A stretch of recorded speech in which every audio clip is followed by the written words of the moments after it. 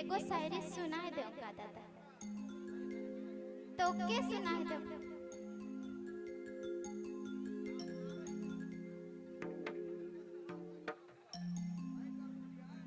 थेथर कर पतई में लिखत रहो लेटर, थेथर कर पतई में लिखत रहो लेटर, काट देलक मच्छर और बिगड़ गेलक अक्षर। थेथर कर पतई में लिखत रहो लेटर, काट देलक मच्छर और बिगड़ गेलक अक्षर। ना मोर भसुर ना मोर ससुर, ए जी सुनना तोर बाप मोर ससुर। अरे सच्चाई है प्यारा तोड़ा जगह है जोड़ी रे, ये कासे योजनो बेसेला आगी सुना, ये कासे योजनो बेसेला।